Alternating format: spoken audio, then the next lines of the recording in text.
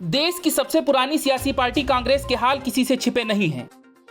कभी पूरे देश में एक छत्र राज करने वाली पार्टी आज सिर्फ 2 राज्यों तक सिमट चुकी है और वहां से भी उसके सफाए की अब की बार पूरी उम्मीद है। मैडम सोनिया, राहुल गांधी और प्रियंका गांधी के नेतृत्व में गांधी वाड्रा परिवार कांग्रेस को नेस्तनाबूद कर चुका है और इसी कड़ी में अब कांग्रेस महासचिव प्रियंका गांधी वाड्रा के पति रॉबर्ट वाड्रा भी राजनीति में आने की पूरी तैयारी में हैं। मतलब जो बची खुची कांग्रेस है उसको रॉबर्ट वाड्रा ठिकाने लगाएंगे। वाड्रा ने राहुल और प्रियंका गांधी के साथ मिलकर एक बार फिर से सक्रिय राजनीति में उतरने की इच्छा जाहिर की है। साथ ही उन्होंने भी ईवीएम का रोना रोया है और अपना बयान देते हुए कहा कि आम लोगों के मन में जो संदेह हैं अगर वे दूर कर दिए जाएं तो देश में चुनावी नतीजे बहुत अलग दिखाई देंगे।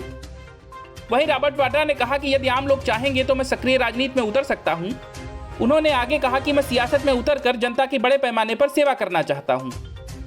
सक्रिय राजनीति में उतरने की संभावनाओं के बारे में पूछे जाने पर उन्होंने कहा कि मैं राजनीति समझता हूं और अगर आम लोग चाहेंगे कि मैं उनकी नुमाइंदगी करूं और अगर मैं उनके लिए कोई बदलाव ला सकता हूं तो मैं यह कदम जरूर उठाऊंगा। उज्जैन के महाकालेश्वर ज्योतिर्लिंग और अन्य मंदिरों में पूजा अर्चना के बाद वाड्रा ने कहा कि मैं 10 साल से ज्यादा वक्त से सेवा के कार्यों में लगा हूं और आगे भी ये कार्य चलते रहेंगे, चाहे जितना भी समय लगे और भले ही मैं राजनीति में आऊं या नहीं, मैं लोगों की सेवा तो कर ही रहा हूं।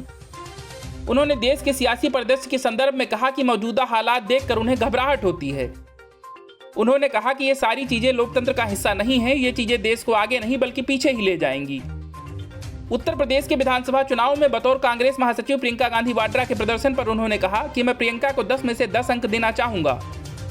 उन्होंने इन चुनाव में दिन रात एक कर दिया था। हालांकि हम उत्तर प्रदेश के चुनावी जनादेश को स्वीकार करते हैं और इस सूबे के लोगों के हित में पूरी लगन से काम करते रहेंगे। वहीं रॉबर्ट वाड्रा ने मोदी सरकार को घेरते हुए कहा कि कोविड-19 के भीषण प्रकोप के वक्त देश में एकाएक तालाबंदी लागू कर दी गई थी और इन दिनों बेरोजगारी बढ़ रही है। देश में हिंदू मुस्लिम का भेदभाव खत्म होना चाहिए और सभी मतों एवं संप्रदायों को समानता से स्वीकार करते हुए धर्मनिरपेक्ष रहना चाहिए। Bureau news of India.